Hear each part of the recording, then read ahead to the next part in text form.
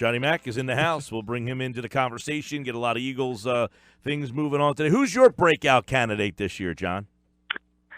Well, there aren't a lot of options because this team is so loaded. There's not a lot of room for younger players or non-proven players. So you only look at Sidney Jones and Derek Barnett as the two real options. And I don't think the way things are shaping up, I don't see how you get Derek Barnett on the field enough. So Sidney is most likely to play the most. So he would be the logical answer. Yeah. Well, in that vein, do you see Sidney getting a majority of the snaps? I mean, with Jalen Mills and Ronald Darby? Well, you have the nickel role. Yeah. But, I mean, is that where they're going to – do you think ultimately they settle this season with Sidney Jones playing that spot and then next year he bumps out?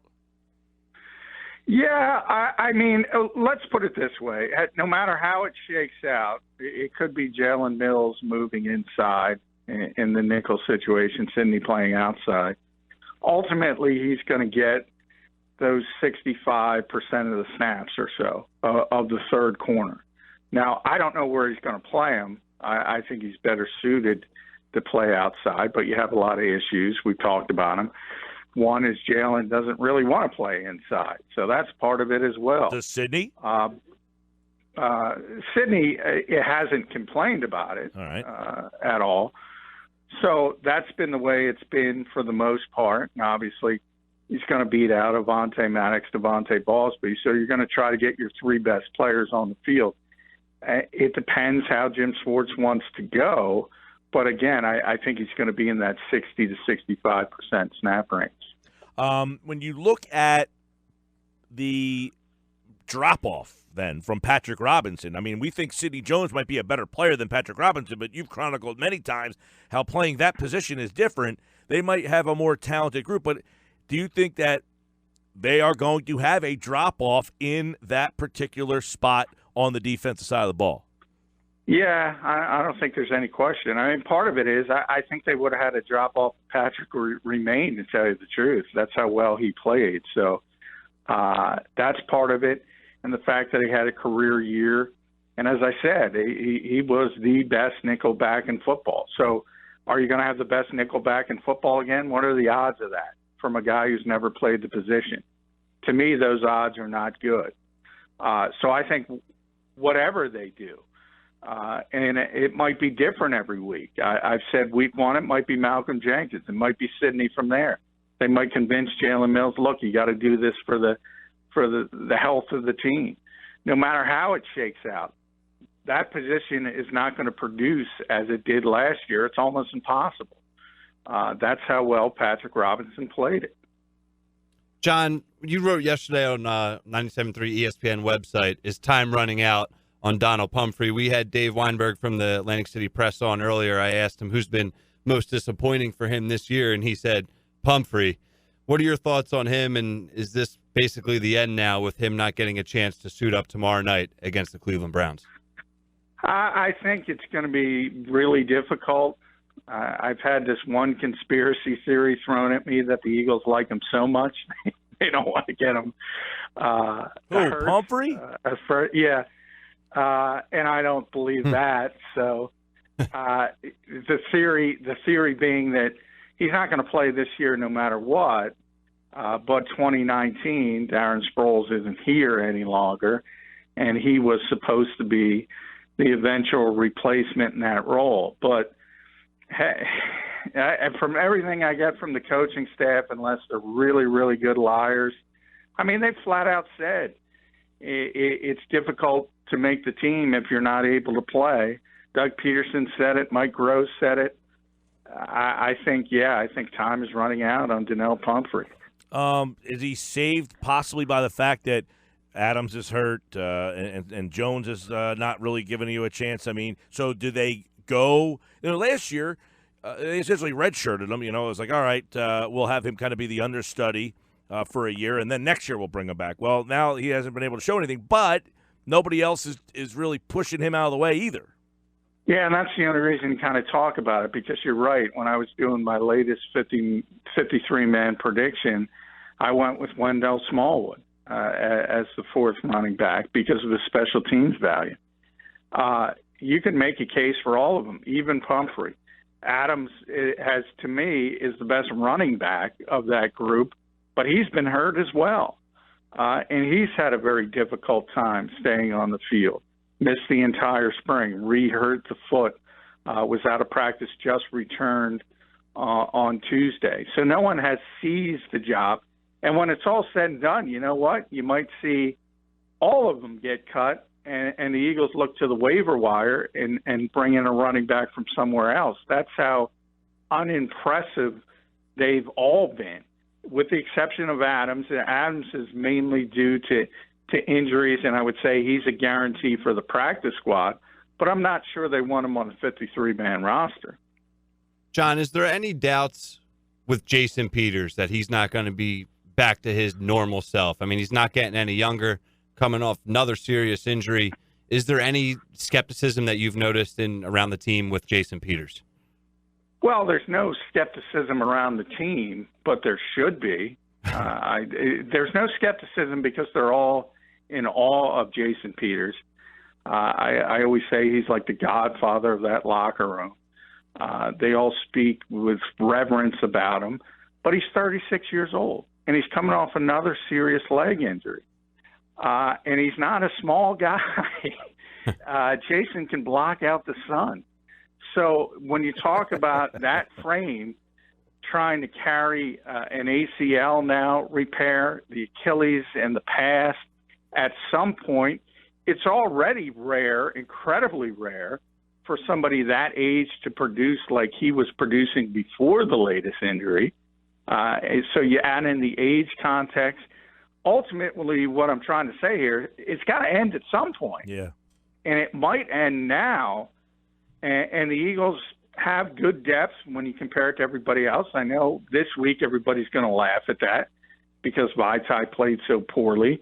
But compared to swing tackles in the rest of the league, that's pretty darn good. And as I always say, you know, Big V can lead his resume with the fact that, by definition, he's good enough to win a Super Bowl with. He's already proven that. Yeah.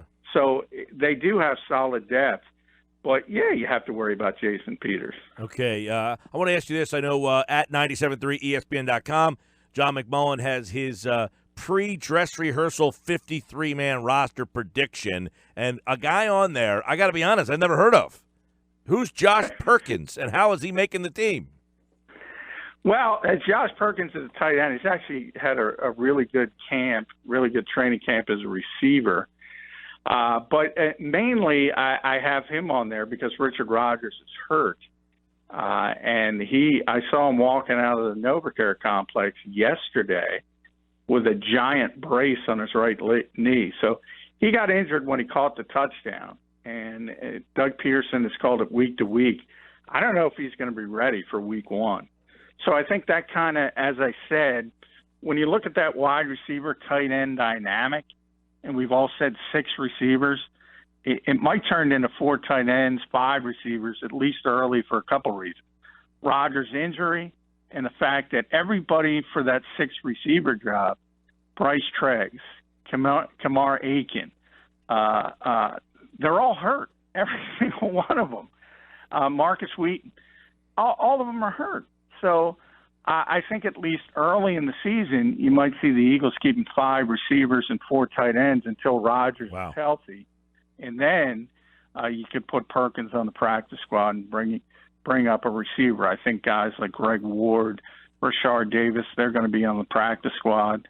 So I think a lot of it has to do with Rodgers' knee injury. Now, how do you see, you got Ertz, but a completely new crew behind him. How do you see the tight end position being different than the roles from Burton and Selleck? Well, I think the roles are going to be very similar, and I think the players are better.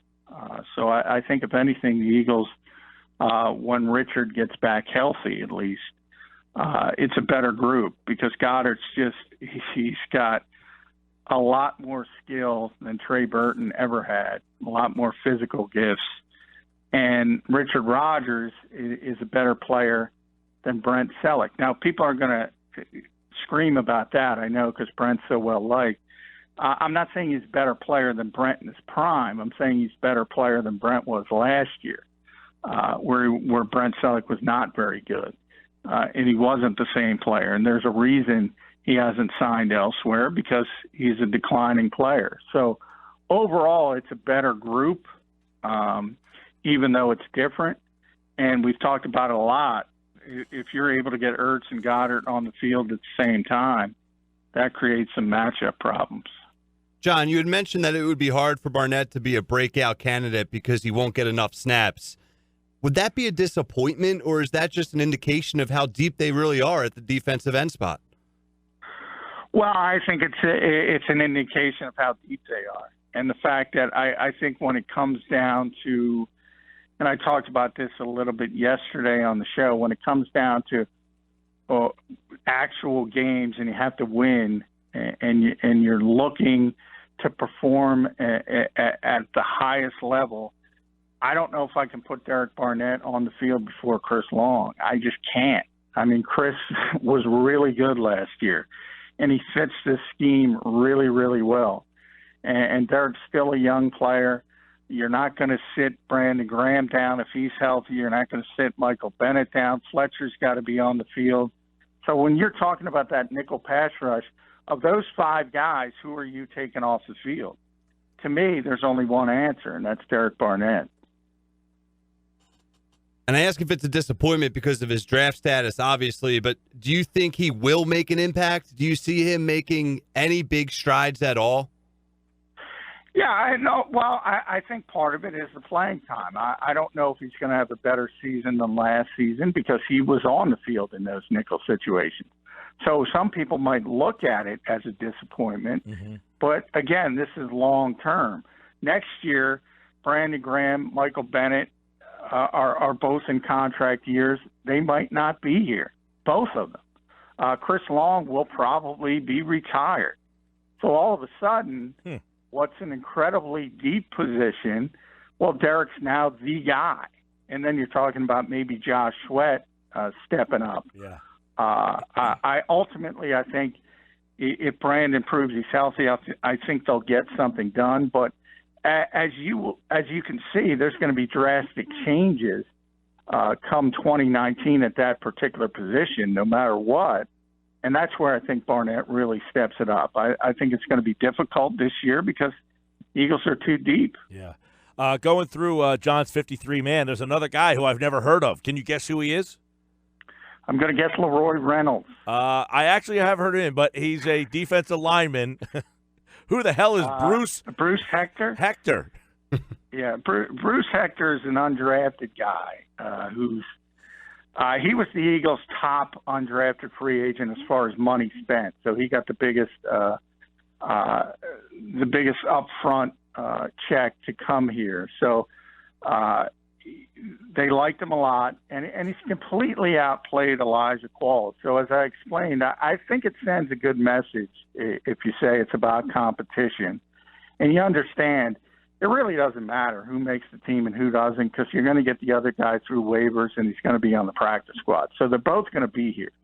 And I think it sends a good message to the locker room that, look, if you outplay somebody, it doesn't matter if he's got the pedigree of a draft choice or you're undrafted, they're going to take the best guy. So I think that's an opportunity to send a message, and it will land with players because everybody who's been there understands that Bruce has kind of outplayed Elijah Qualls. Interesting, because Qualls the guy they drafted, obviously, and people thought that he was a pretty athletic guy. Destiny Vallejo. Steven Means is interesting. I thought that story that Lane Johnson talked about, how he credits Means a lot with how good of a player that Lane Johnson's become. Yeah, I mean, everybody talks about Steven Means like that. I've written about it in the past. Is he a guy that if he played someplace else, would be a starter in this league, or is that going too far? I think it's going too far. What I said it today again on Twitter. He is the best practice player I've ever seen. And people say, they'll use the Allen Iverson quotes. We're talking about practice. look, he doesn't have the best physical skills, but what he does is he brings this tremendous energy every day, and that's underrated. Jim Schwartz has talked about it. You mentioned Lane, all the players. He just makes them better because he never stops. And practice can be very monotonous and boring. And you got a guy like that who's forcing you to push it, almost like an NFL version of Rudy. He's got a lot more talent than that. But that's what he does. He makes other players better. And he's one of the best scout team players, and he's going to make this team again. The Eagles think he's too valuable. But no, if you talk about just physical skills, and it's a great sort of comparison because you have the rookie Josh Sweat, who just has everything you need to be a star in this league from a physical standpoint if his knee holds up. Now, if you added his physical gifts with Stephen Means' work ethic, you would have a guaranteed superstar. That's what he does. He's just got this tremendous work ethic, and he forces everybody else to get better. John, some teams just lost their cornerbacks. Does that put Darby back out there as a possibility to be moved now, or has that ship sailed and, Darby's going to be here for the season? No, that ship has sailed. I think Jim Schwartz might kill somebody if they trade Ronald Darby at this point. He said he's had the best off season. He's ready to have a big year. I think he's the best cornerback on this team. He's got tremendous talent. Everybody's known that from his rookie season in Buffalo. I think all the trade rumors involving Darby had to do with the fact of just looking ahead and speculating. He's in a contract year, and he's a good player, and everybody knew he was a good player. And when good players get to free agency, they get paid like great players. So the question became, do the Eagles know they're going to lose him next year because they don't want to pay him like a top-tier, top 10 corner because he's probably not in that category, but he's underneath it. And so you say, do you want to get something for him because you're so deep at that particular position? That's where all the trade talk came from, but he's just performed too well, and Jim Schwartz wants him. Christian Hackenberg, Josh Adams, Greg Ward, Rashard Davis, Billy Brown, Jordan Mailata, Joe Ostman, Elijah Qualls, DJ Killington, Jeremy Reeves. You have them on the practice squad. Of that group, who has the best shot to make the team? I would say Adams or Qualls because, as I said, it goes back and forth with Qualls and Bruce Hector. Wouldn't surprise me if the Eagles stayed status quo and said, this is a draft pick, so let's keep him. Excuse me. And Josh Adams, as I said, when he's been on the field, he's performed better as a runner than Smallwood or Matt Jones or Donnell Pumphrey. But there are other aspects to that position. You have to be he's got to work on his pass receiving. He's got to work on his pass protection like every young back. And the Eagles kind of know they can get him on the practice squad. That plays into it as well when you're talking about the 53-man roster. Who has practice squad eligibility? Who do you think you can get through waivers? But those are the two guys I think that would be closest to making the roster from that group. All right. It all unfolds tomorrow night. The starters will get their last looks, and then the final week against the Jets, you'll really see backups battling for positions on the practice squad and the final 53-man roster. John McMullen, of course, with all the action covered at 973ESPN.com, at JF McMullen. Give him a follow on Twitter and check out all the best Eagles coverage in the area. Thanks, man. Hey, thank you, guys.